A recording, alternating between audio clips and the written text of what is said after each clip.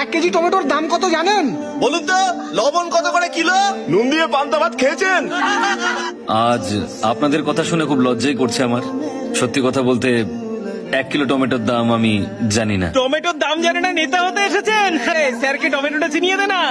Sir একবার এই টমেটোটা দেখে নিন। আরে ওই কিন্তু আমি আপনাদেরকে এই টমেটো নিয়ে একটা ক্রাইম স্টোরি শোনাতে পারি। বিশ্বের মাত্র 7টা দেশে টমেটো চাষ হলেও সব দেশেই টমেটো সস খাওয়া হয়।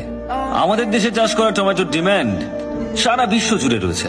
কিন্তু আরো একটা রহস্য আছে, যারা এখানে টমেটো চাষ করেন তারা খুব তাড়াতাড়ি মারা যান। কেন মারা যান? কারণ এখানে টমেটো যে পরিমাণে চাষ হয় আর তার যা দাম পাওয়া যায় তার মধ্যে আকাশ পাতাল তফাৎ অন্যান্য দেশের তুলনায়। ধরুন এখানে এই টমেটো বিক্রি করে আর এই টমেটো বিক্রি করে একই দামে। প্রচুর চাহিদা থাকলেও আমি টমেটো কিনছি শুধু ওর কাছ থেকে, আর বাকি লোকজনদেরকে আমি বলছি যে ওর কাছ থেকে টমেটো কিনবেন না। আর টমেটো কতদিন ভালো থাকে? মাত্র 2 দিন। আমি কিন্তু জানি না কার টমেটো আগে নষ্ট হবে, কিন্তু দুজন বিক্রেতাই সবসময় ভয়ে থাকবে। তখন আমি সেই সস কোম্পানিকে সমস্ত টমেটো বিক্রি করে দেব প্রচুর পরিমাণ লাভ রেখে, যেটা আমি কম দামে কিনেছিলাম। আমি শুধু এর কাছ থেকেই কম দামে কিনে নিলাম, আর অন্য টমেটো বিক্রেতার সমস্ত টমেটো নষ্ট হয়ে গেল। পৃথিবীর সমস্ত দেশে লোকজন টমেটো সস দিয়ে খাবার আনন্দ করে খান, কিন্তু আমার দেশের টমেটো বিক্রেতা না খেতে পেয়ে মারা যান। তাই পরের বার যদি আমাকে আপনারা টমেটো ছুঁড়তে চান তাহলে দয়া করে ওই টমেটো বিক্রেতাদের কথা মনে রাখবেন।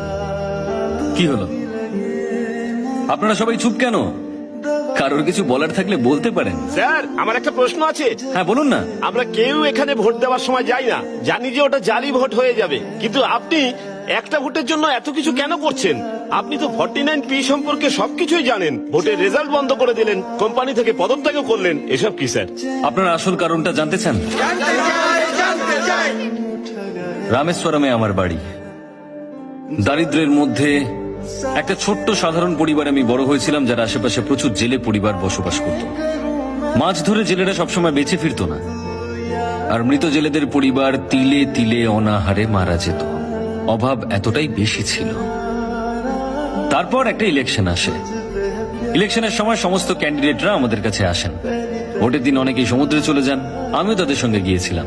আমরা যখন সমুদ্রে, সেই সময় নির্বাচন হয়। আমাদের নির্বাচিত ব্যক্তিরা কিন্তু 5 বছর শক্তিশালী হলেও আমরা প্রত্যেকটা মানুষ একদিন ভীষণ শক্তিশালী।